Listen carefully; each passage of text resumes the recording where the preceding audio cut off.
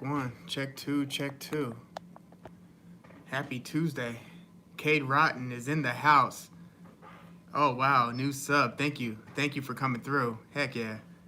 Yeah, we're about to get this started. There's a lot to discuss. I hope everybody's having a good week thus far. I hope everyone had a nice and safe weekend.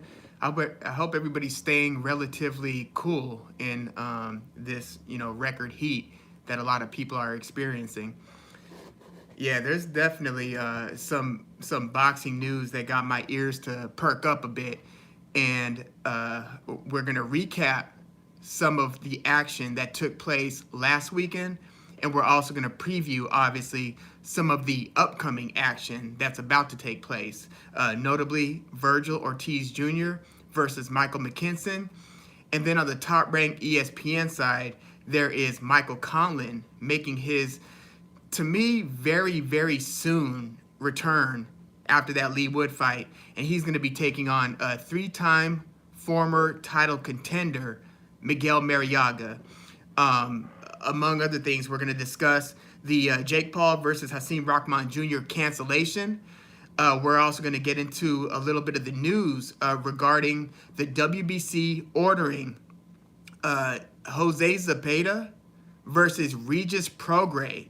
That was one of the more interesting headlines that I saw pop up recently. So we're going to get into that and how that came about, because Regis Prograis, to me, was one of the more, I would say, ducked isn't even the word. It's just that there weren't a lot of paths for opportunity for him. He wasn't one of the, he's not with one of the major promoters. He's signed with Probellum. And it just seemed like all of the big names, well, I'll put it like this, none of the big names at 140 were really rushing to lock horns with Prograis as it stood. So this was pretty unexpected. I thought that his career was more or less on the brink of, just getting into, we'll say, Demetrius Andrade territory. But that was a bit of news today, so we're going to get into that.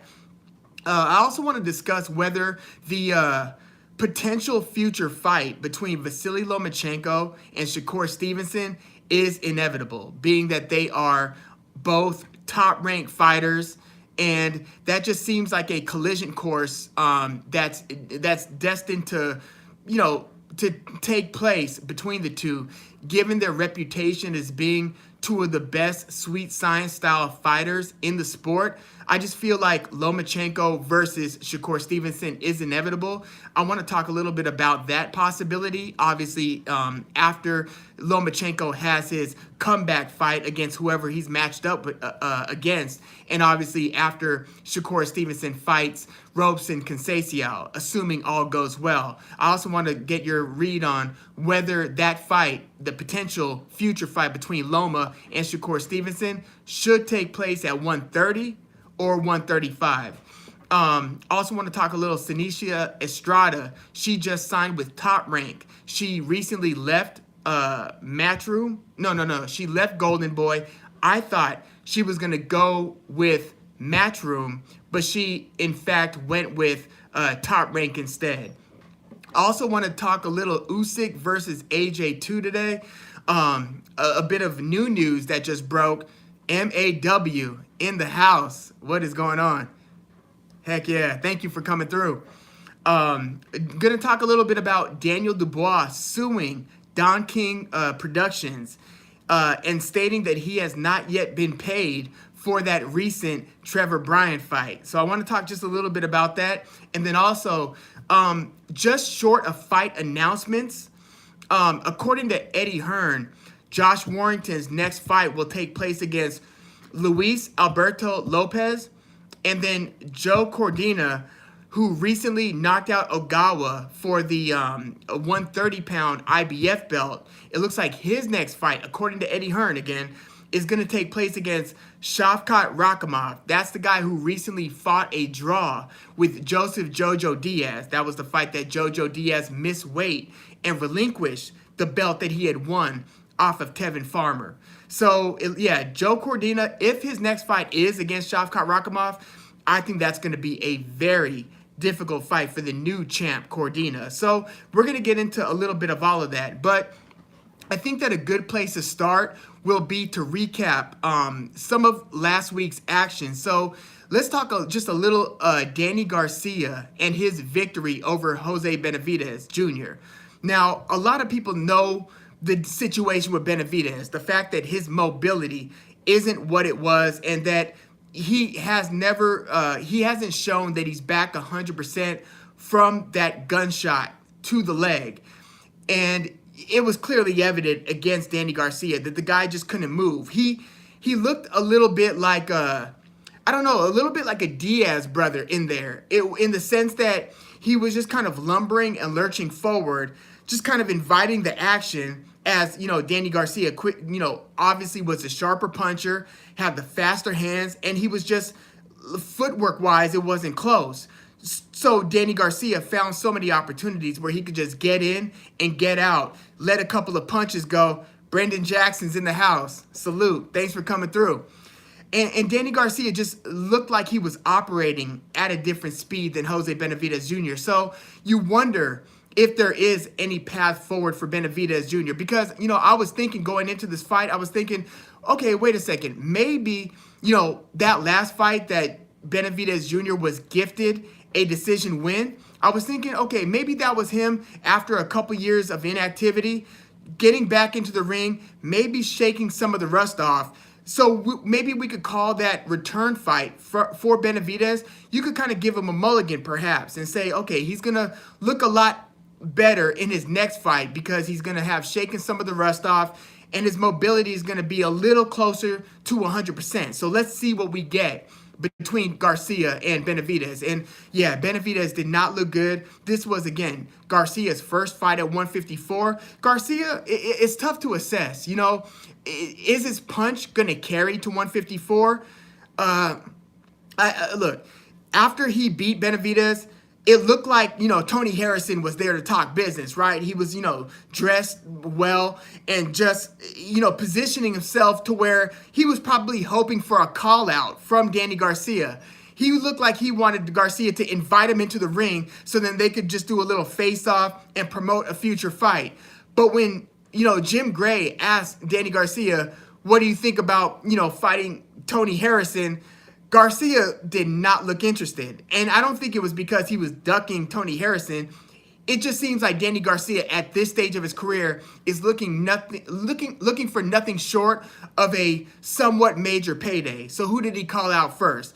Keith Thurman, right? He's inviting Keith Thurman to come up to 154, meet him there, which Keith Thurman is going to do because he's in a similar spot in his career. He's in his, they're not old fighters, like on paper. They're not older than 35 years old, but they're in stages of their career where, their best days are clearly behind them.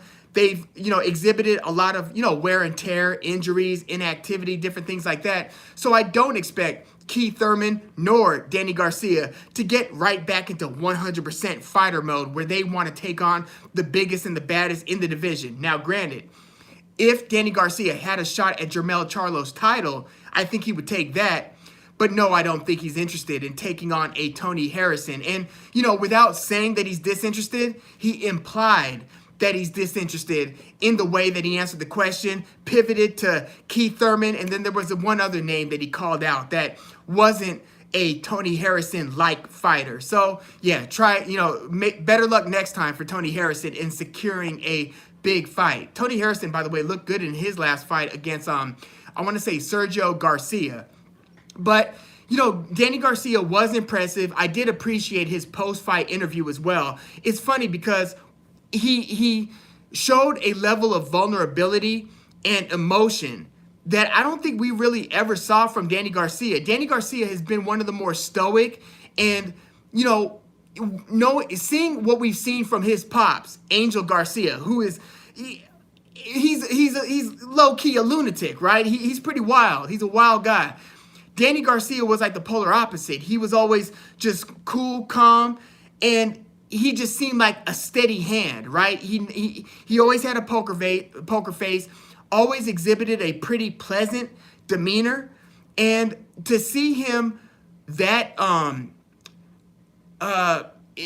vulnerable and that forthcoming about some of the struggles that he had been dealing with, That was pretty surprising to see that from Danny Garcia. And it just shows you never know who's dealing with whatever, right? Because again, Danny Garcia has kind of seemed to be one of the more together types of cats in the sport. So I really did appreciate that from Danny Garcia. That was really for me, like to witness that. It was a lot. It was a pretty heavy post-fight interview. And I think Jim Gray also showed that he appreciated that as well.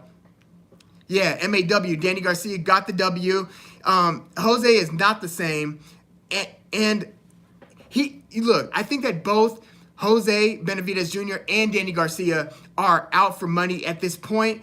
But I think that Danny Garcia has, as you're pretty much insinuating, has more potential for operating at an elite human side of Danny Garcia. That was something. But yeah, Jose Benavidez Jr., I don't know what he can do beyond this point. It's almost hang him up, at this point, just given what we saw, what he had against Danny Garcia. But again, I don't love Danny Garcia's chances against the elite at 154. I'll tell you what, though. There is one elite or near elite fighter at 154 that I do like Danny Garcia's chances against, matchups-wise. And that's actually Tim Tszyu. And let me know if I'm crazy in suggesting this, but I think Danny Garcia would be very competitive against Tim Tszyu. I don't know if I would favor him to win that fight, but I think he's a sharper puncher. I think he's the more skilled boxer. It would basically just be a question of whether he has the durability at 154 to handle Tim Tszyu's style of pressure fighting. Because look, you see the way Terrell Goucher fought Tim Tszyu in that first round. He couldn't keep it up. But you see how he looked in that first round. Danny Garcia is better than Terrell Goucher. I think that Danny Garcia could pull off a win against Tim Tszyu. I don't know if they'll ever make that fight. We'll see what's next for Danny Garcia, but I'm just saying style-wise, I like Danny Garcia's chances against that 154-pounder. But yeah, Tony Harrison, not so much. Sebastian Fundora, I don't think so. Jermell Charlo, probably not. But Tim Tszyu, maybe. But that just comes down to styles for me. Yeah, you're right. Danny Garcia was mobile. And correct me if I'm wrong, but Danny Garcia looked more mobile against Jose Benavidez Jr. than I think we've seen Danny Garcia look in several of his last fights. Whether you're talking about the Ivan Redcatch fight, the Brandon Rios fight, the Errol Spence fight. I thought Danny showed more mobility in this fight than he did in those fights. But maybe that's also because he was just against such an immobile fighter whose only chance was to basically hang out in the phone booth for several seconds and get into as many exchanges as possible to try to increase your likelihood of making good contact often with Danny Garcia. So maybe that's why he looked so much more mobile, because he was fighting a bit more of a Frankenstein-like fighter. Not to say that Brandon Rios is a, mobility king. He's not. Tim Tszyu, yeah. Tim Tszyu is the next up for Jermell Charlo, and that's taking place in January. Danny, yeah, you're right. Okay, so that other guy that Danny Garcia called out, Erislandy Lara. So Danny Garcia is looking at the big names at this point. He's trying to make as much per fight, which any fighter is looking to make as much per fight as possible. But Danny Garcia is not.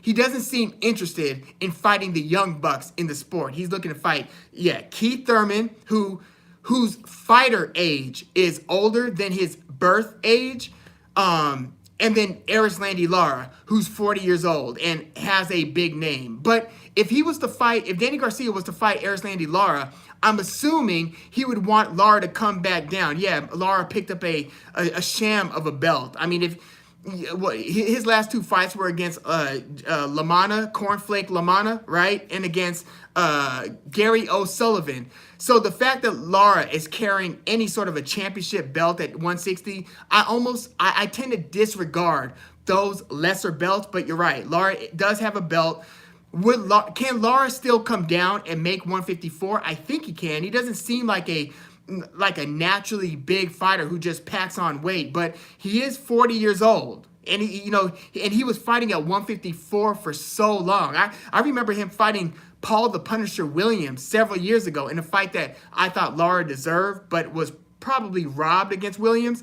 But yeah, so maybe and maybe not in terms of Erislandy Lara being able to get back to 154 to fight Danny Garcia. I'm sure he would try like hell if he's got that opportunity to fight a name, because Lara, like a lot of other fighters, isn't he's not able to get the biggest names in the ring with him. Lara's one of those guys that you try to avoid, because even if you beat Erislandy Lara, you're not going to look great doing it. So yeah, the fact that Danny Garcia is interested in Lara, I'm sure Lara was interested in hearing that. So we'll see how that one shakes out.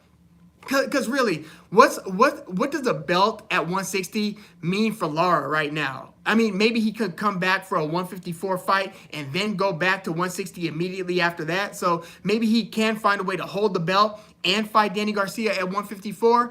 But at 40 years old, I think that money probably matters a lot more than the belt, unless Lara wants to make it a point to capture like a major belt at 160 instead of one of the lesser belts, the regular title. Maybe that matters legacy-wise to Erislandy Lara.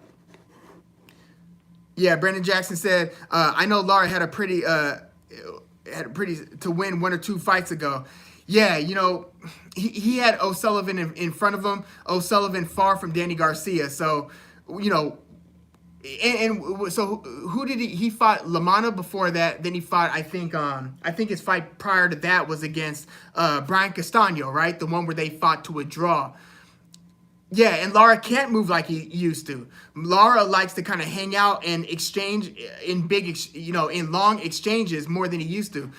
In fact, Lara likes to kind of lean up against the ropes a lot more than he used to. He used to just try to keep it in the center of the ring, and his mobility was very good, especially when he was, way back when he was fighting Canelo and, obviously Paul Williams prior to that. But yeah, I would say Erislandy Lara post Jarrett Hurd has not had the same mobility. Yeah. Andre should settle the Lara debate at middleweight after, but that is a tough mandatory for Andre, right? Talk about not catching a break. Andre is going to be tasked with Janabek if he accepts that. Right now, he hasn't officially accepted it, unless you've heard different. Let me know if he has officially accepted. But right now, I think that he's trying to, just work out the best options possible. You saw that he was trying to call out Chris Eubank Jr., because Demetrius Andre would much rather fight Chris Eubank Jr.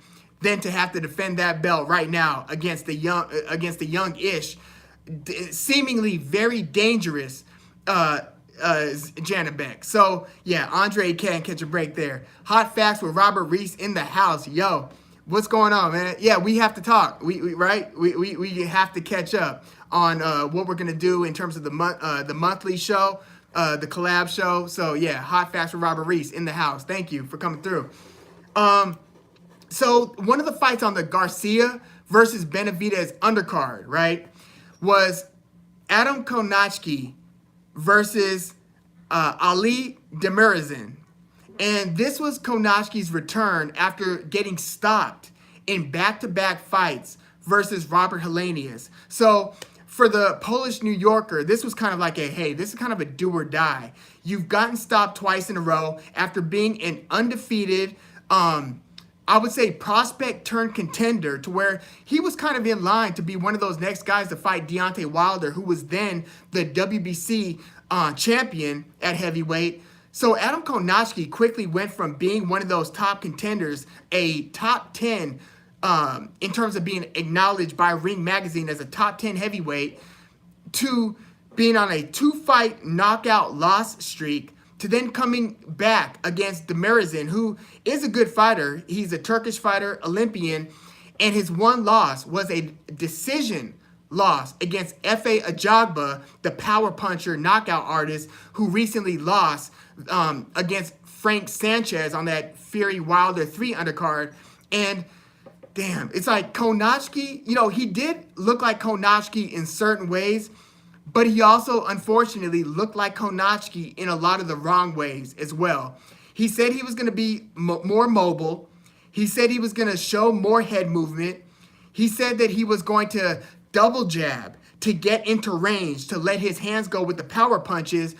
But, once the punches and the bullets started flying, I feel like he reverted back to a lot of his old ways where, he was getting hit pretty hard, pretty early against Demirizin. So he was dragged into a very grueling style fight. And I think that right now with his wear and tear, he can't outwork his opponents in the way that he used to be able to do. Like Kownacki used to be a volume guy who would just beat you down with power punches and end up having you against the ropes. Now Kownacki looks like the guy who's against the ropes, right? He's the guy who's kind of sitting back and looking for big, I don't even know what Kownacki's looking for right now, because there was no one punch or one combination that was going to get him out of the hell that he was in against Demirizin. First of all, Demirizin, again, went the distance against F.A. Ajagba. So that tells you something about the guy's durability, right? Because he's not a fast fighter. He's not Ali in there with the head movement. Demirizin is he's there to get hit, but he also kind of throws skillful counter punches. I get the feeling we haven't seen the last of Demirizin at a near elite level. I think he is going to make a push, and a win over Kownacki goes a long way. But I just wanted to see Kownacki show a little bit more like just defensive sophistication, where you're not just there anytime the guy opens up to just take those shots. Like, he wasn't changing levels. He wasn't feinting a bunch. He looked like he was lumbering. He looked like he was slow. And I'm sorry, in the heavyweight division, like, that's just going to get you hurt when you start fighting the elite guys. And Demirizin, we'll see if Demirizin is elite or just near elite. But yeah, Kownacki won a clear decision loss. So he's definitely, I would say he's at a crossroads, but no, he was at that crossroads before this Demirizin fight. So we'll see. He said he's going to talk it over with his family and decide on whether he's going to return to the ring. But, Kownacki wanted to make one more push for that title. And he just doesn't have the defense, I don't think, to be an elite heavyweight right now. So depending on what your plan is, I don't know if there's a cash out fight, waiting for him. He did say that he wants to treat his fans to going out on a win. So maybe he has one more fight against somebody who he really, really should beat. But, who would that opponent be right now? If you have any thoughts on who that might be, let me know. Because right now, Kownacki's there just isn't a path forward to get to an elite status for him right now, that as far as I can see. And Demirizin, to his credit, looked pretty good. He does have a very good chin. He is pretty slow, but he puts his punches together very well, and he throws the types of combinations where the pattern of the combination, he switches that up. So you don't know that it's just going to be like 1-2, 1-2. He's not just giving you the same thing over and over again. He'll mix in the uppercut, he'll feint, and then throw a couple punches. So yeah, at the end of the day, Demirizin was the better boxer between the two. So yeah, credit to Demirizin, and yeah, I don't know what Kownacki does right now, so we'll see what his decision is. Also on that undercard, by the way, let's see. Brendan Jackson said, I want to see Janibek versus Andrade more than anything. Yeah, so, that will be an interesting fight, but does Andrade want to see that fight? Here's the thing, and I said this in the last chat, where I feel like it's a little bit of a lose-lose, because I think Andrade would win some purists over with that win if he can beat Janibek, which it would not be easy, right? It would be a very, very tough fight. And if he was to pull it off, I feel like the boxing public might look at that as more an indictment over, well, maybe Janibek's not as good as we thought he was, versus, damn, Andre just handled that against Janibek, right? You would want to think that he would be properly credited with that win, but a part of me thinks that it would more be a negative for Janibek than it would be a positive for Andre. But yeah, I would like to see that fight a lot too. And if Andre is able to beat Janibek, I just really hope that he could then secure a meaningful fight. Now, the good news is we just saw Jermall Charlo, and I know a lot of people are tired of even seeing that name based on who he's fought at middleweight, right? Derevianchenko aside, every other opponent that he's fought at middleweight.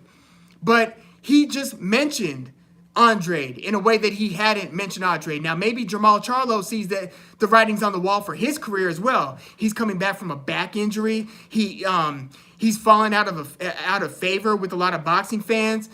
His next fight looks like it's going to be against Sulechki if they officially remake that fight. But the fact that Jermall Charlo called Andrade out, if Andrade was able to get, if he does decide to fight Janibek, and if he is able to win that, and then he could parlay that into a showdown against Jermall Charlo, that would be a win for Andrade. But just the Janibek fight alone, it's hard to call that one a win. That is tough business right there. Brendan Jackson said, disappointed with Konatsky's conditioning and game plan for most of the fight. Yeah, it was a very basic game plan. And he didn't show a lot of adaptability throughout the rounds, even after it was evident that he was losing the fight, right? You could clearly see that he was losing the rounds, and he didn't do anything significantly different to try to change things up. At least nothing that was working effectively.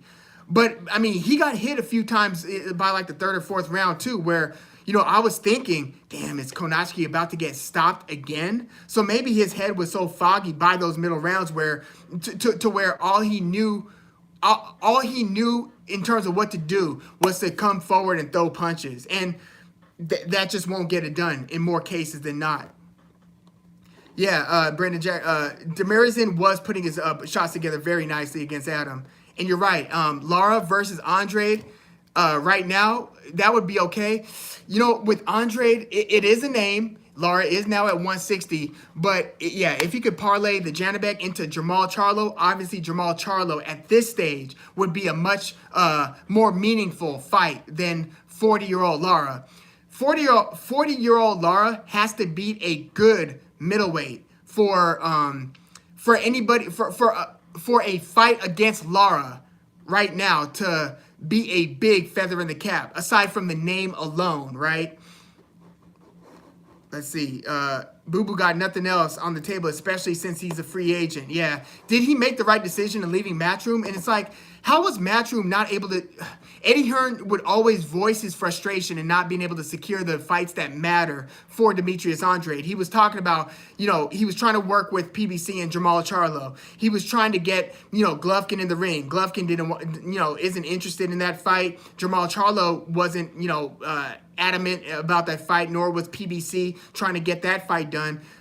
So it was like, rinse, repeat in terms of not being able to secure the big fights for Andrade. But I'm still not sure whether Andrade made the right decision in leaving Matchroom. That remains to be seen. Chris Hurricane Hogan. Or Dennis Hogan, right? Benjamin Tucker's in the house. My cousin Benji. We talk a lot of boxing. Very knowledgeable cat. So Dennis Hogan, I thought, should have gotten the decision win against Jaime Munguia. But that outside of Derevianchenko, that might be Jermall Charlo's second best middleweight opponent. And that would be pretty damning. I don't know. Eric Montiel was hanging around as well, where it didn't look like Jermall Charlo was having a good time in his last fight, right? Against Eric Montiel or Juan Montiel, I think. And Juan Montiel got knocked out like in the first 3 rounds against Jaime Munguia. So I don't know if that tells us anything, but that was not a great look for Jermall Charlo to win that one via 12-round decision. And he looked like he was a little bit, he was pretty beaten up. He being Jermall Charlo looked a little beaten up after that fight too, right? He looked like he was in for more than he bargained for against Montiel. Yeah, Brandon Jackson said I thought it was just a very bad troll when I first heard about Charlo versus Sulechki being announced. Yeah, I wasn't surprised that that one was announced just because it looked like they were close to getting Jamal Charlo versus Jaime Munguia made, and then when Oscar and Golden Boy started playing hardball on behalf of DAZN, and that fight fell apart, I'm like, damn, maybe Sulechki is the best they could get on short notice. But it's like, now that that one's been like postponed, do they still have to do the business with Sulechki? Or I'm sure they're going to try to find something better to put together for Jamal Charlo now that they've got some time to work with. So hopefully they don't, re-announce an official date for Jamal Charlo versus Sulechki several months down the line. I hope that's not the case. But Gary Antoine Russell versus Francis Barthélemy. What did you guys think about that fight? Gary, I was pretty high on Gary Antoine Russell going into the fight. I still am. I still don't think he's more talented than big brother Gary Russell Jr. He's a good fighter, don't get me wrong. And I think that he can be, champion at 140 and even 147 because he looks like a big kid. He's going to get, bigger. And he's a cerebral cat, but he doesn't have nearly the hand speed of Gary Russell Jr., right? And he doesn't have the natural reflexes of Gary Russell Jr. I think he's got more punching power, and his fight style is more aggressive. But boy, Francis Barthélemy the stoppage was early, Benji. Yeah, definitely. Like Gary Russell or Gary Antoine Russell, to my surprise, well, it shouldn't have been a surprise because when you're fighting a southpaw, you could get caught in the early rounds, right? Well, Gary Antoine Russell got rocked a couple times. Francis Barthélemy, won a couple of those rounds. Like going into the 6th round, which was the round where Gary Antoine Russell lunged with like a nice hook. He covered so much ground lunging into that hook that caught Barthélemy and dropped him. But you could argue that fight was like 3 rounds to 2 going into the 6th round. So Barthélemy, which I expected him to be competitive, and I think I picked Gary Antoine Russell to win via decision, and I looked at the odds, and the odds actually had like a plus 300 if you were to pick Gary Antoine Russell to win by decision. And I forgot somebody in the comments to one of my videos pointed out those odds to me. So I was looking at that like, wow. And I was this close to betting on that fight, and I was going to bet Gary Antoine Russell via decision. I'm glad that I didn't. And I would have been so pissed at the referee for the way that fight was stopped. Look, Francis Barthélemy, he's got 1 loss in his whole career, and it was in a rematch against Carol Relic and in that first fight, Francis Barthélemy beat Relic, so they split. And Carol Relic, who was the guy who Regis Prograis had beaten in the semifinals of the World Boxing Super Series to earn the belt, Carol Relic was a really good fighter, and he was a power puncher, and his win over Francis Barthélemy was via decision. So Barthélemy had never been stopped. He was looking to win a belt in his 3rd division. That's why he's at 140. He's trying to be a 3-division champion. He's been a belt holder at 130 and 135. So he got dropped, clearly, but he was obeying the referee's instructions. And the referee talked to him, looked at him, and then waved his hand. And now, I don't know what the ref saw, and he wasn't available for comment after the fight. But yeah, that was a disappointing stoppage, and I could see why Francis Barthélemy's corner was so enraged by the stoppage. Like, you see guys mad at stoppages a lot, and they throw a fit because of it, but not as directly as the trainer was throwing and just talking directly at the ref, saying, "You're wrong for that, ref. You're wrong for that." And he was just super adamant, as was Barthélemy. So it was an unfortunate stoppage. I think Gary Antoine Russell also and his team also believe that, but it's not Gary Antoine Russell's fault. And I just hope that the fighters know that when the crowd is booing, that they're not booing the fighter, they're booing the result. If anything, they're kind of booing the referee, because I would hate for the fighters to take it personally, because all they're doing is risking their lives and doing their job in there, right? They're doing the best that they can. So however the result shakes out, for them to feel like they're getting booed by the crowd,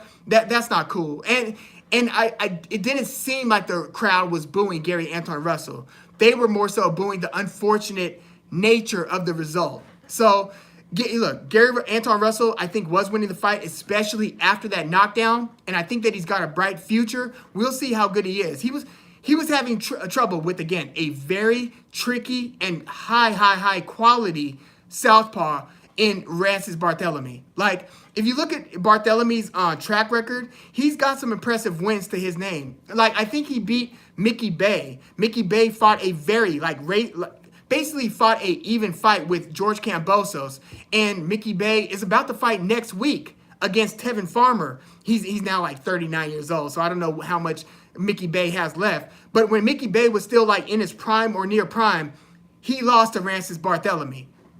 So, yeah, props to Gary Anton Russell. I still don't think he's as talented as Gary Russell Jr., who I think, look, Russell Jr. has like the fastest hands in the sport, in my opinion, pound for pound. It's a very short list, and if he's not the fastest, he's in the top few. Like, he's one of those fighters who I have to tune in for just so I could witness that blazing hand speed. And Gary Anton Russell doesn't have that, but he's a smart fighter, and the way that he covered ground in lunging with that left hook, that was beautiful. That was a beautiful knockdown.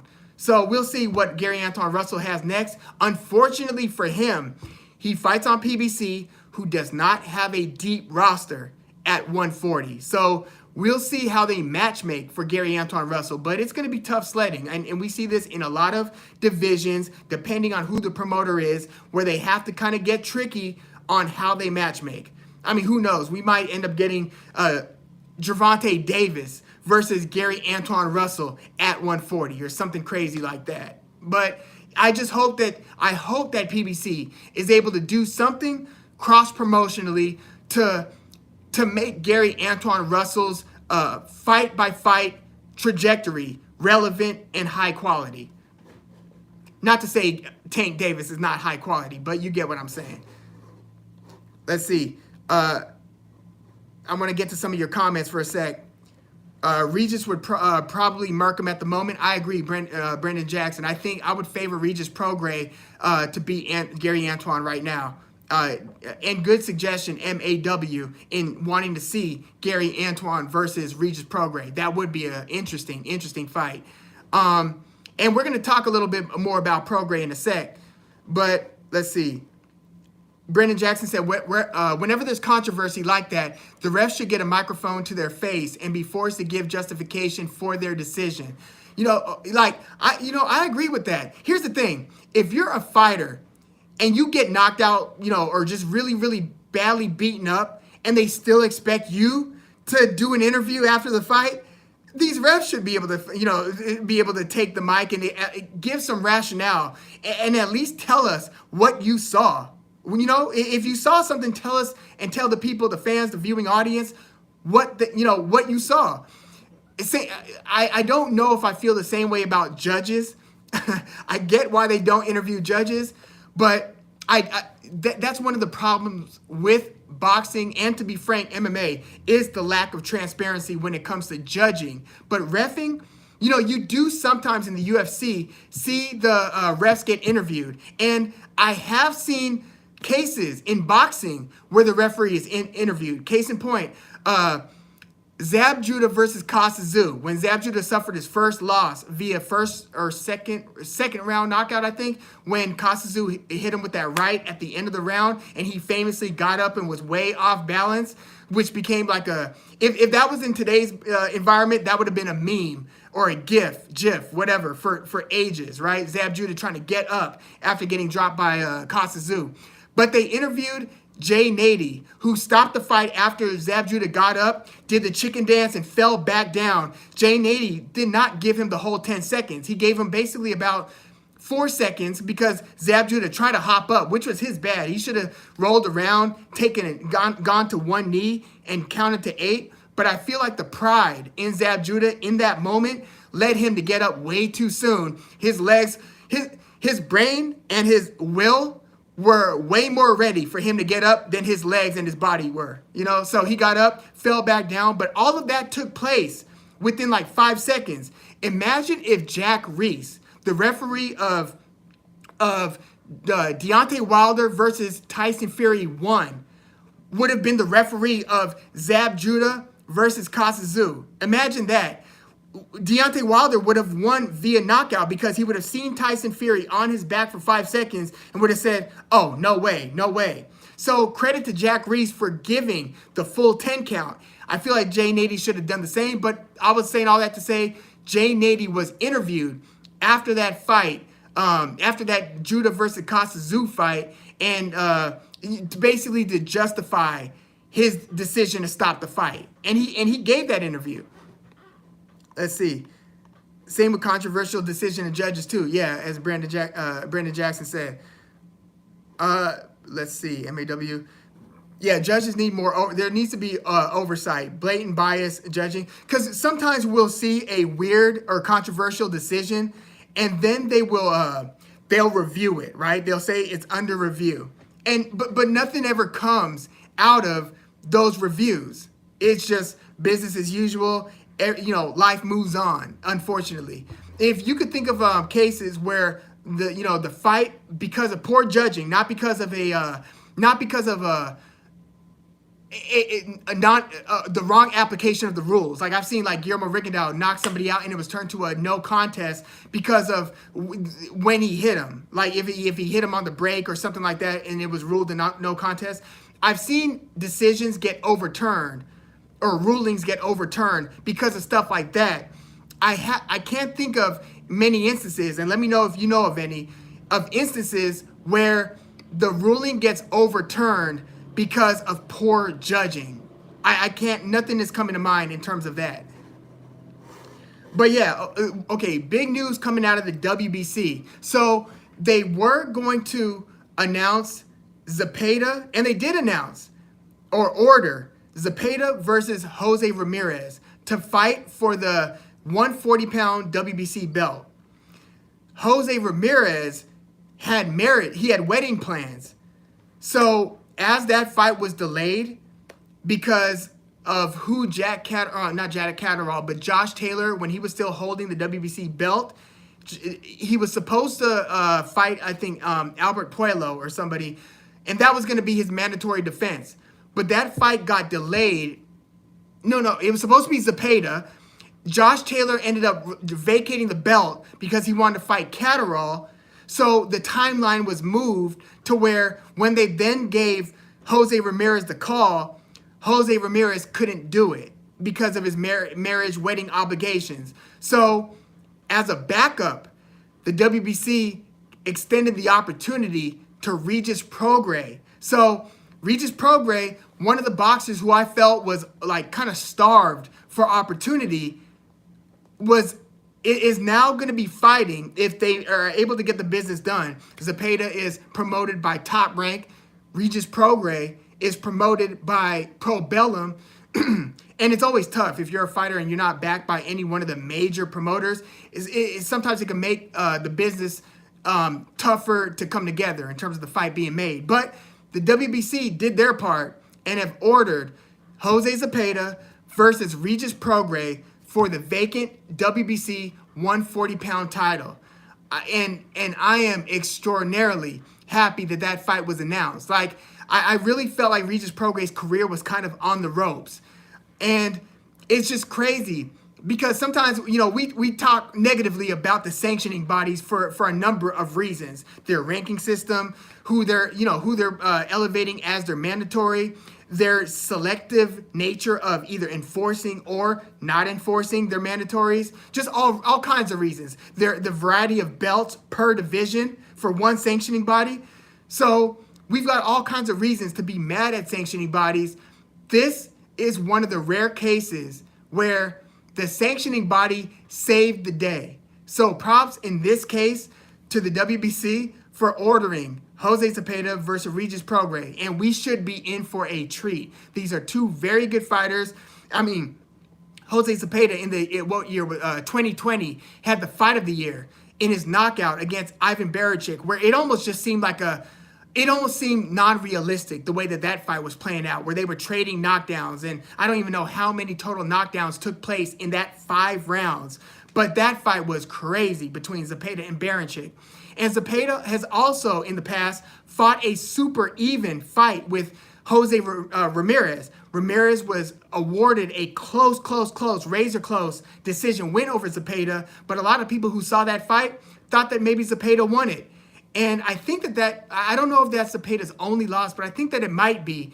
But Zepeda since then has had a couple more wins. And so the fact that he's fighting Prograis, whose only loss was in that very, very good fight against Josh Taylor, oh man, that is instantly one of the fights that I'm looking forward to the most. You know, I really like Regis Prograis, and you know, some of it is because of his story. You know, he's a New Orleans kid, right? And in full disclosure, my family, my dad's side of the family, all from New Orleans, through and through, New Orleans, right? And Regis Prograis, after Hurricane Katrina, was displaced from New Orleans, and he was one of those. For those of you that remember, a lot of the people in New Orleans were displaced, and a lot of those people who were displaced from New Orleans went to Houston, Texas, and seek shelter in the Astrodome, right? I think it was the Astrodome. Seek shelter over there. And Brendan Jackson, thanks for coming through. Yeah, as always, thank you.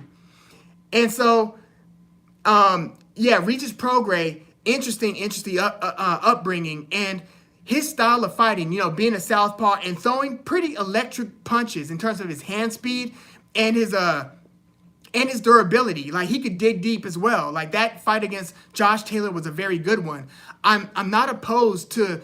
I do, as I was watching the fight, I felt like Josh Taylor edged the fight by like a round or two. But that was such a good fight, and I just didn't want that to be Regis Prograis' only shot at the top, basically. So the fact that he's got this new opportunity to fight for that WBC belt against Jose Zepeda, I'm very glad, especially after the potential fight between Mikey Garcia and Regis Prograis, because that was another one that was being discussed. When that one fell apart, I wasn't happy. And I'm like, damn, I would have really wanted to see Mikey Garcia against Regis Prograis. And it looked like Prograis was going to start campaigning at 147, but I just saw an interview with him. I think he was interviewing with Akin Barak on the DAZN boxing show. And he said, no, I'm going to stick around and I'm going to campaign here at 140 because it just looks like there's going to be a ton of opportunity to come as Teofimo Lopez steps up to 140, as Ryan Garcia steps up to 140. So 140 is really shaping up to be one of the funner divisions in the sport. And again, Jose Zepeda versus Regis Prograis, I'm putting a big check on the calendar because I can't wait for that one. And I hope we get an official announcement on that one soon. Let me get to a few of the, Brendan Jackson, Zab's legs versus Kasazu. Kasazu was a savage. Absolutely. And he was a savage all the way up until he lost to Ricky Hatton. Remember that, turned everything around. But he had an illustrious career. And one of the fights that I actually, Floyd Mayweather fought a lot of great fighters throughout his career. But one of the fights that I really wanted to see happen was Floyd Mayweather versus Kasazu at 140. That fight really, really should have happened. And they were talking about that fight. That fight was being discussed highly at that time, because they were seen to be the two guys at the very top at 140, but that one never materialized. Brendan Jackson, you said edging Prograis. So you've got Prograis edging Zepeda if they do in fact lock horns. Oh, my bad. I think Brendan Jackson had just pieced out a moment ago, so I was late in catching that one. Hey, Bethaniel. Thank you for coming through. Yeah, Prograis finally getting his moment. Second chance at his moment, right? Yeah, thank you. First time in this live chat. Thank you for coming through once again. Yeah, we were just chopping it up a sec in the comments. Thank you for coming through. I want to talk a little Virgil Ortiz Jr. versus Michael McKinson. Now, this is not a fight that anybody asked for, right? But the more I look at it, not to say Michael McKinson is going to pull off the upset, but sometimes when we see such a name where it's like, oh man, really? And it's kind of like one of those fringe names who's not proven. Not to say that Vergil Ortiz Jr. is totally proven, but he has fought Mean Machine and he knocked him out. He has fought Maurice Hooker and he's knocked him out. Maurice Hooker, by the way, is gonna fight Blair the Flair Cobbs next weekend. Or is it? No, that's this weekend. I'm sorry. Actually, I think on the Vergil Ortiz Jr. versus Michael McKinson undercard, yeah, I think it's going to be on that undercard. We're going to get Maurice Hooker versus Blair Cobbs.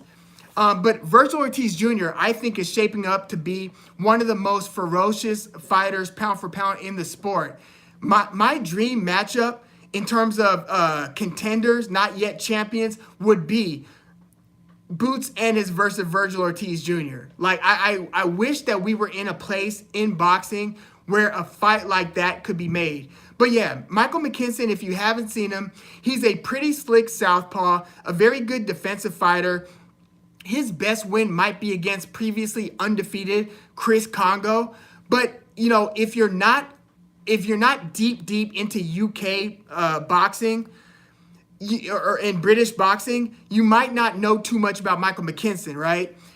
And the fact that he's been on the regional scene is the reason why when Vergil Ortiz Jr. versus Michael McKinson was announced, that it was such a kind of like a sigh of exasperation. Like, we really wanted to see something bigger out of Vergil Ortiz Jr. for his next fight. I mean, they were flirting with a Vergil Ortiz Jr. versus David Evanesian fight. And I was thinking, well, what happened to that? Because first they scheduled Vergil Ortiz Jr. against McKinson. That fight, remember, it was postponed because Vergil Ortiz had to pull out due to undisclosed health issues. And then McKinson ended up fighting somebody else. And that was relegated to an undercard fight. And then they elevated Blair the Flair Cobbs against Alexis Rocha to the main event.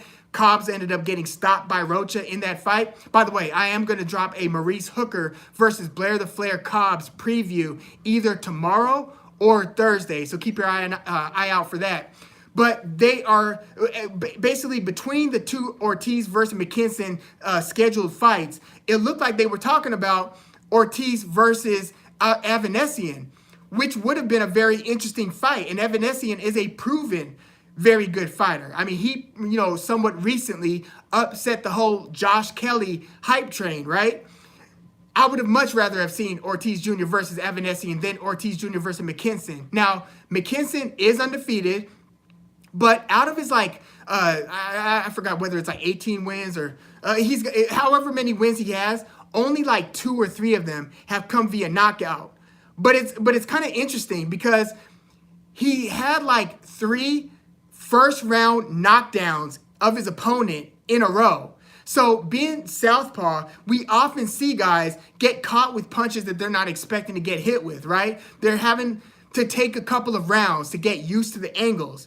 And McKinson basically is able to surprise guys early, not only because he's a southpaw, but because of his punch trajectory and his punch angles. So it's going to be interesting to see how Vergil Ortiz navigates that. Because, well, first, Vergil Ortiz hasn't fought a southpaw in several fights.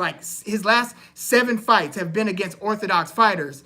So Ortiz is able to usually gain an advantage because he's got, in my opinion, one of the best jabs in the sport. Ortiz is a lot of things, right? He's a nasty power puncher. He's an excruciating power puncher to the body and up top, but to the body. But he's a great jabber. So what's the problem, though? When you're fighting a southpaw, that jab could very easily get countered by the, by the left hand, by the straight left. So Ortiz Jr., I wonder if he's not going to be able to leverage the jab in the same way that he's usually able to jab and leverage the jab to gain an advantage like he did against Hooker, like he did against Samuel Vargas and Mean Machine Kavyaskis. If he's not able to, what are you going to do to close the distance? If you can't crank out the jab as often as you want to. Now, he might still find a way to exercise that jab, but I'm thinking, is he going to start throwing straight right hands to the body? I'm thinking that maybe that's the way that you start slowing down who I expect to be the motion fighter between the two, McKinson, the whole cat and mouse thing. That I feel like maybe the right hand to the body is the way to close that distance and to take some of the air out of McKinson's sails to where he's going to be forced to exchange a little bit more. And to be honest, I think that in Usyk versus Joshua 2, that AJ could really benefit from throwing some straight right hands to the body to counter, or not to counter, but to lead with straight right hands to the body to kind of slow down the output and the mobility of Usyk. Because you're, in a way, depending on how you throw your right hand, you're almost safer throwing the right hand against a southpaw than you are to just continuously jab the southpaw. So Usyk versus AJ 2, I think AJ might want to explore the right hand, especially to the body option against Usyk. And against Vergil Ortiz, against Michael McKinson, I wouldn't be too surprised if we see a lot of right hands, and notably right hands to the body from Vergil Ortiz Jr. But it's just going to be interesting because McKinson is a high-quality fighter, and usually we're used to seeing Ortiz hunt and kill, right? Ortiz he just seems like one of the most unpleasant fighters, pound for pound, to be in the ring with. Like, could you imagine having that animal coming after you? So the fact that he's fighting a slick southpaw for the first time in several fights, and that this is a pretty good and potentially very underrated southpaw, we might be in for an interesting, I would say, first 4 or 5 rounds. I expect Ortiz to turn it around, and I did drop a preview a couple days ago on Ortiz versus McKinson, and I am picking Ortiz Jr. to win via late stoppage. I don't think he's gonna get him out of there early or in the middle rounds. And keep in mind, every single one of Vergil Ortiz Jr.'s fights have resulted in a Ortiz knockout. He's knocked all of his opponents out to date. I think that McKinson is going to take Ortiz later into the fight than any of Ortiz's past opponents. But I still think that Ortiz is going to pull off maybe like a 10th round stoppage or something like that. But again, just because we're not familiar with the name so much, Michael McKinson, don't be surprised if this one is almost as surprising, not as surprising as Josh Taylor versus Jack Catterall, in terms of Jack Catterall overperforming and exceeding expectations. But I do think that Michael McKinson is going to exceed expectations against Vergil Ortiz Jr. here. And on the top rank side, this coming Saturday, we've got Michael Conlon against Miguel Mariaga. Let me see. Yeah, Virgil is an animal. Michael is going to have an uphill battle. Yes, he will, but I do think that he's going to have a little bit of early round success just because of his style of fighting. Not only, again, the southpaw, but because of the angles. But yeah, it's going to be a lot of cat and mouse, and I do think at the end of the day, the cat is going to catch his prey. Growth through calisthenics. Thanks for coming through. What up? Heck yeah, thank you once again for coming through. Let's see. MAW said Ortiz versus McKinson was supposed to happen, so that is fair that it's happening now. Yeah, that is the reschedule. Better late than never. I got Virgil, as do I. On the top ranked side, this Saturday, Michael Conlon against Miguel Mariaga, and this surprised me when it was made. And again, I'm dropping a preview. No, I'm sorry. I actually just dropped a preview this morning on Michael Conlon versus Miguel Mariaga. But I was surprised that this fight was made because we are less than a half a year removed from what I consider to be the fight of the year between Lee Wood and Michael Conlon. I'm like, Lee Wood hasn't fought since that fight. A fight where Lee Wood knocked Conlon out of the ring in the 12th round. This fight was crazy. Michael Conlon, another southpaw, he changes levels like crazy. He's got a nice up jab, right? So he'll get down into the crouch and he'll shoot a jab upward, and it sets a lot of other punches up. But he's always changing levels, constantly dipping. And he caught Lee Wood so beautifully in the first round with that left hand, kind of a looping left hand, smack off of Lee Wood's face, Lee Wood hit the mat so hard. He got up, made it out of the first round, and I'm thinking, damn, is Michael Conlon about to win the belt and make short work out of Lee Wood? And then it ends up being one of the best fights, or at least one of the most action-packed, back and forth, one of those I can't believe what I'm watching types of fights I've ever seen, to be honest. Anybody who has not yet seen Lee Wood versus Michael Conlon, give that a look. In preparing for the preview, I rewatched it, and it was a delight as much watching it the third time. That was the third time I had watched it, as it was the first time that I had watched it. It never disappoints. But that fight was so grueling. And again, Michael Conlon ended up getting hit between the ropes with a nice straight right hand after such a tough, brutal fight. Goes through the ropes, and he ends up upside down outside of the ring, to where the crowd that was making, in terms of decibel levels, I wonder how loud that crowd was. It was a totally raucous crowd throughout the whole fight. You had Britain versus Ireland. And so the crowd was just insane throughout the fight, throughout all of the ebbs and flows. And then for it to end in the way that it did, and then for the crowd to have to get silent because of how much concern there was for Michael Conlon's health, that tells you everything you need to know about how brutal of a fight it was and how brutal of an ending to that already 12-round brutal fight that was. So it's one thing to get knocked out in a fight, right? It's another thing to get beaten up for 12 rounds. It's another thing to get beaten up for 12 rounds and then get brutally KO'd. So Michael Conlon returning to the ring in less than 6 months, I'm like, what is going on?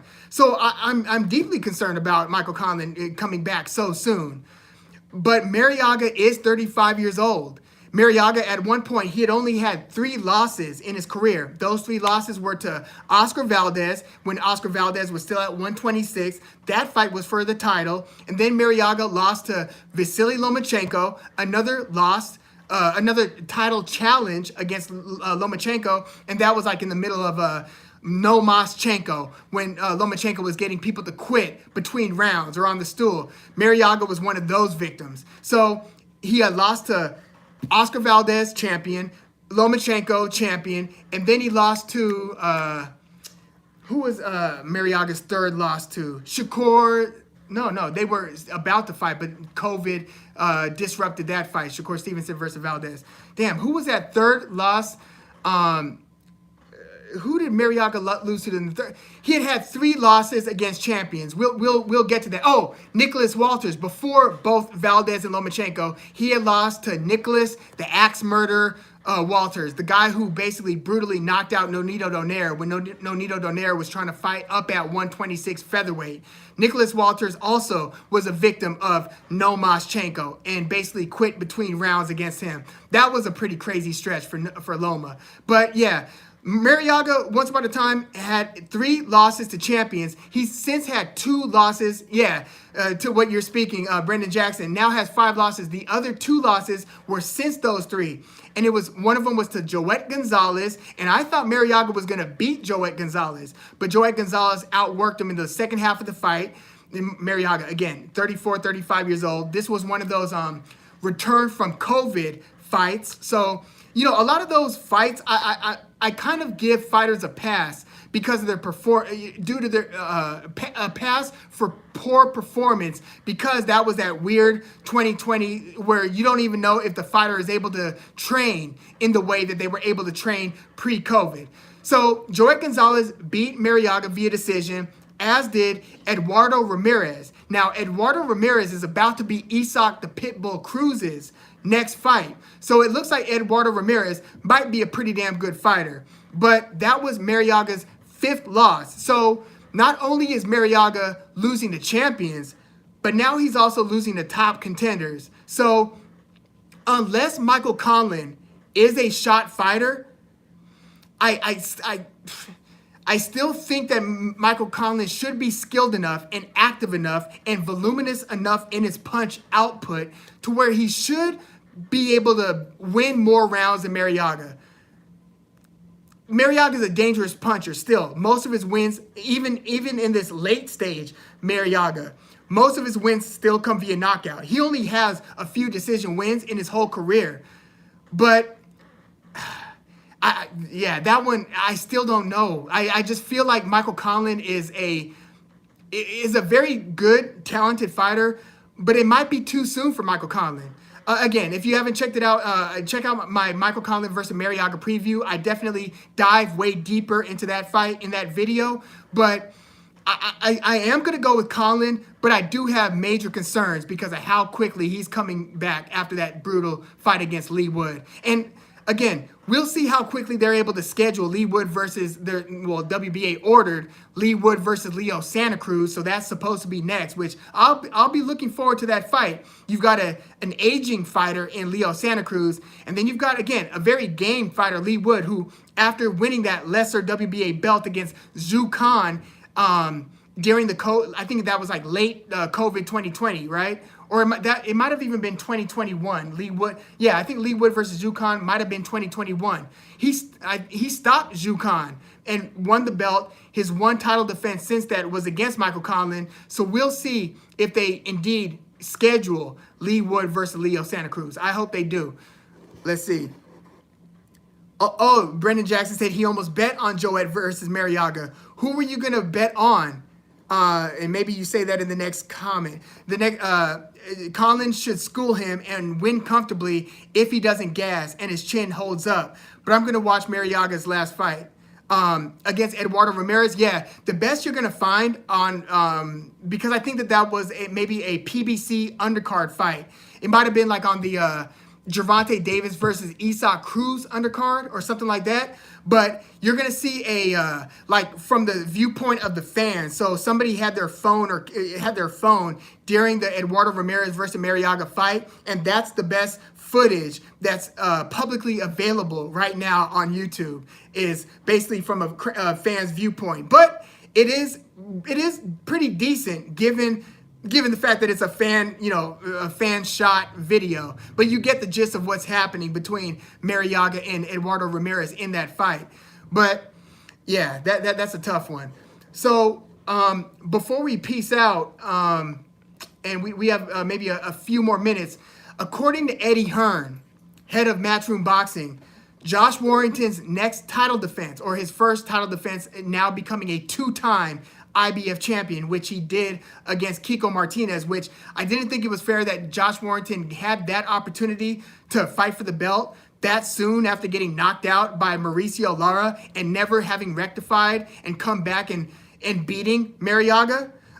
Josh Warrington had that title opportunity against Kiko Martinez, which I feel like that opportunity should have gone to Mauricio Lara.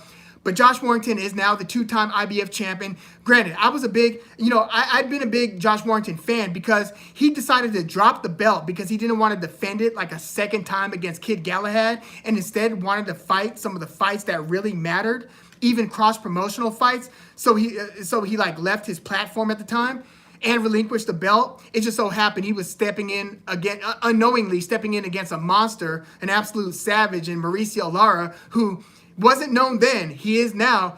But yeah, brutal knockout for Josh Warrington. But yeah, he found his way back to a title, and he's going to be fighting Luis Alberto Lopez. That's going to be his next title defense, his title defense, according to Eddie Hearn.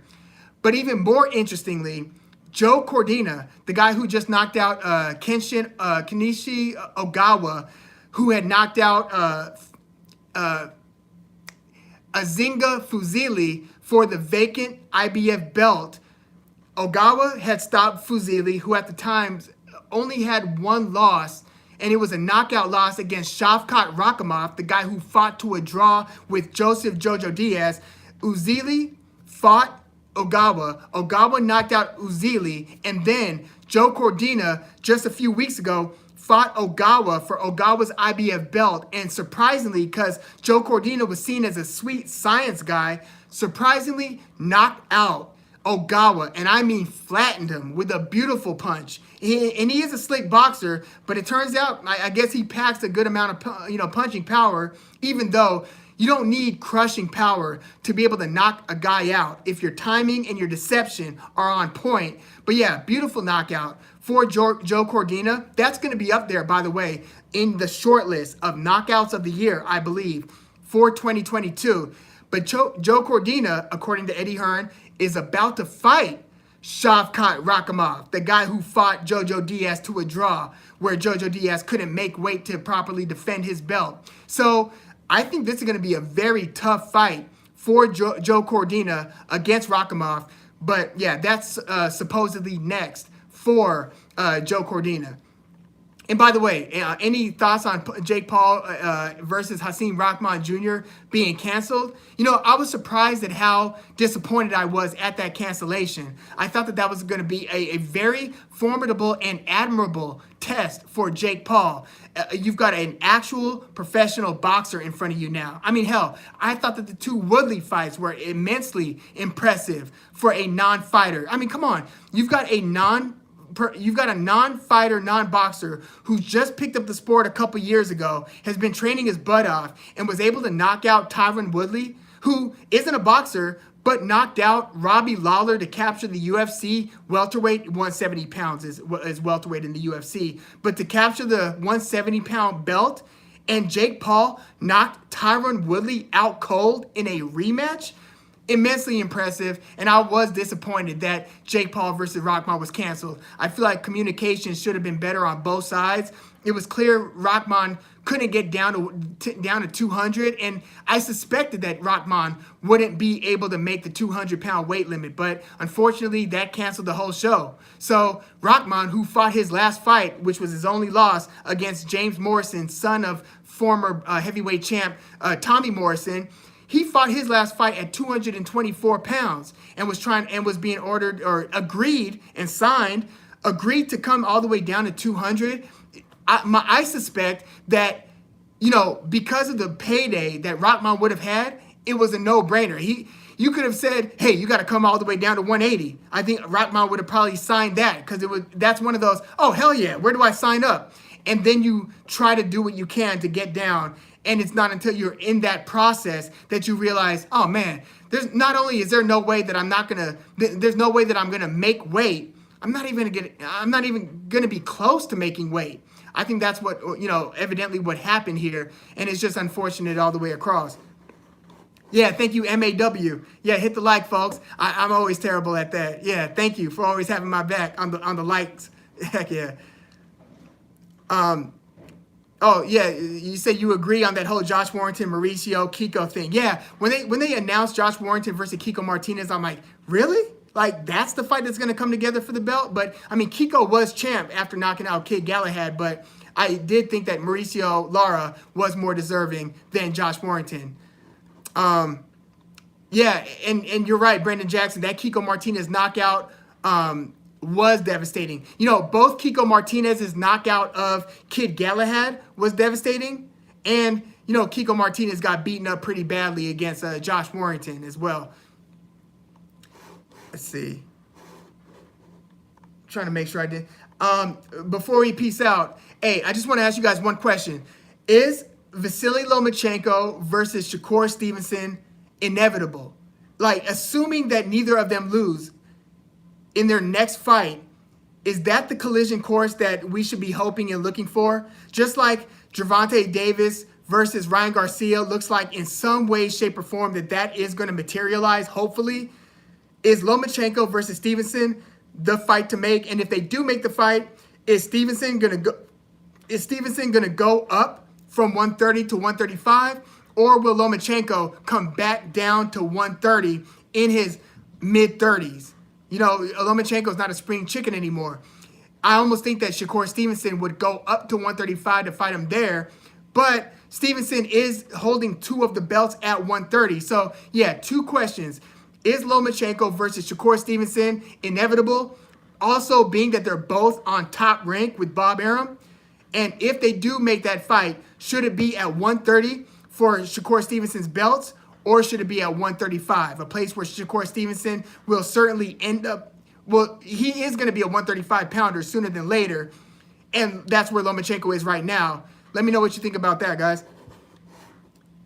Brendan Jackson said, I don't see Lomachenko moving down. Growth through calisthenics said, I'd like to see that one soon. I think Shakur moves up. Yeah, I agree with you guys. I think that 135 is the place to be for that particular fight. And it just seems like the fight to make because of how easy it should be to make that fight.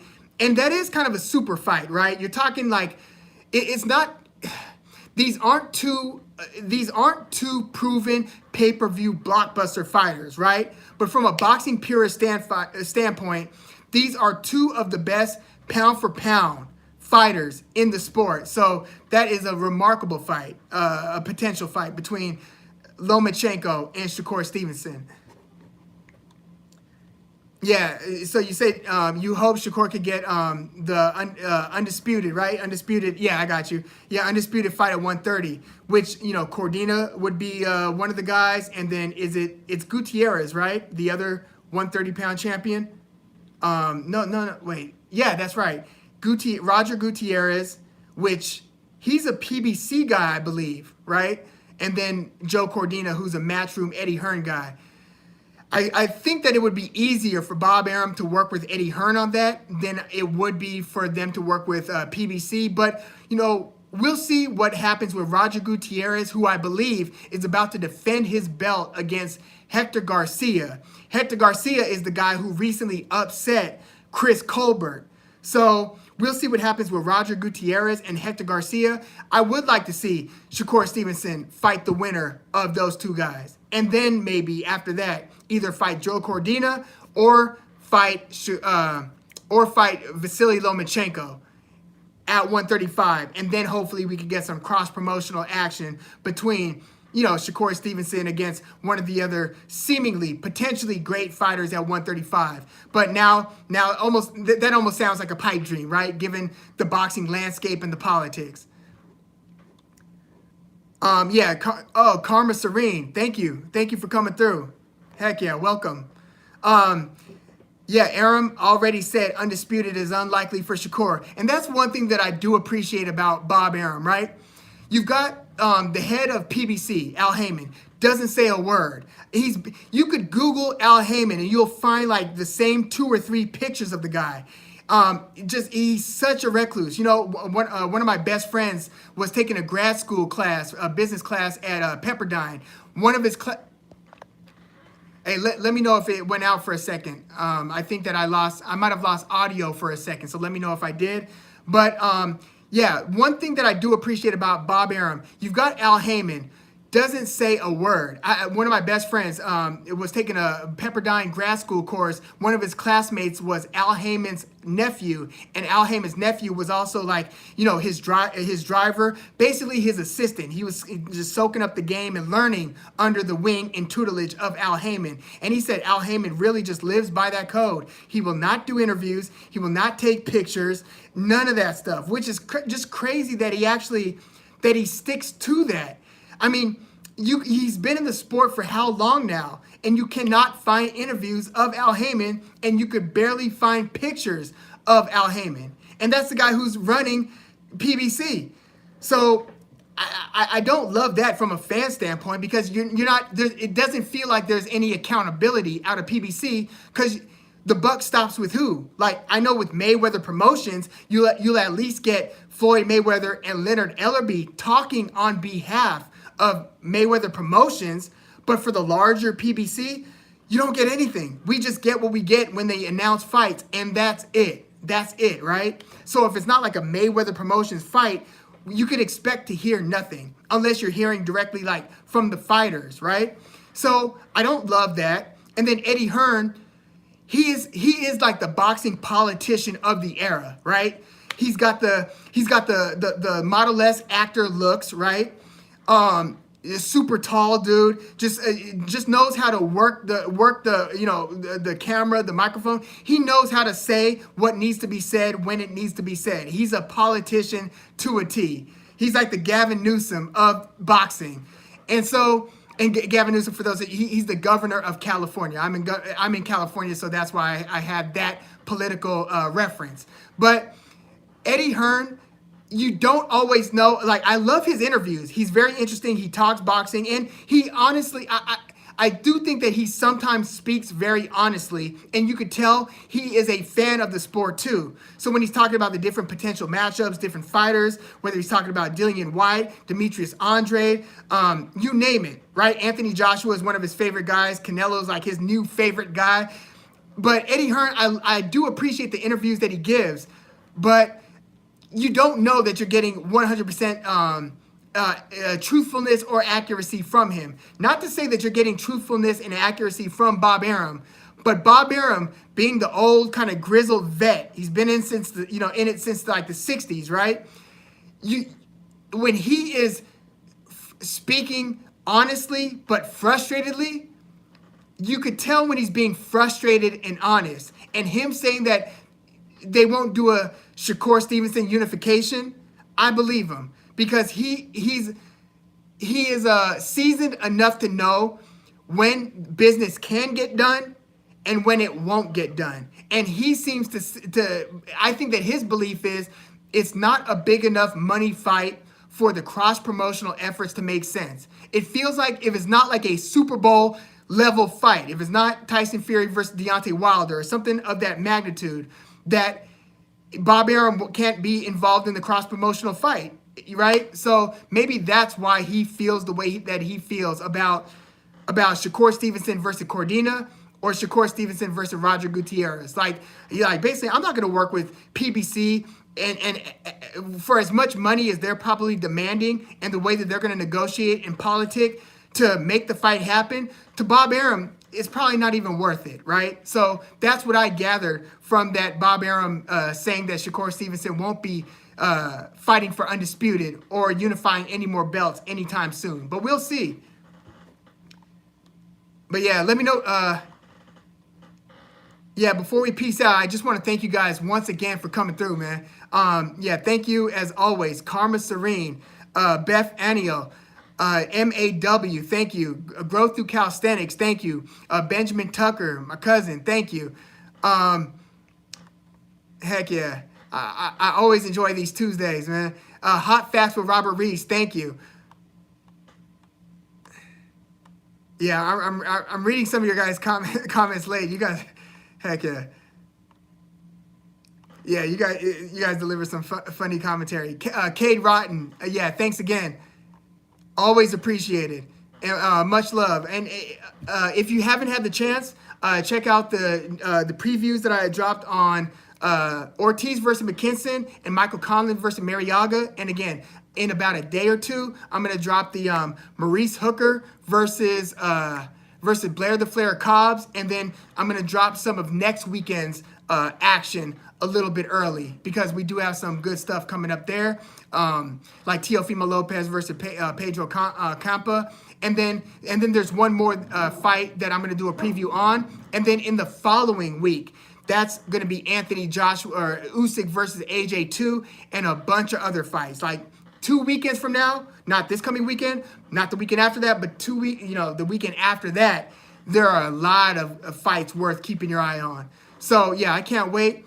And yeah, enjoy the action this coming weekend. That Ortiz Jr. versus McKinson might be more interesting than we anticipate, and Conlon versus Mariaga might be very interesting as well. And also Maurice Hooker versus Blair Cobbs. That should be a fun one. I'm not sure what to expect in that one. I think I'm gonna probably lean Hooker, but I don't know. Hooker hasn't shown me anything. In terms of being an elite fighter at 147. He showed me at 140, but not 147. So yeah, thank you guys once again. Yeah, take care, guys. Talk to you guys soon. Peace.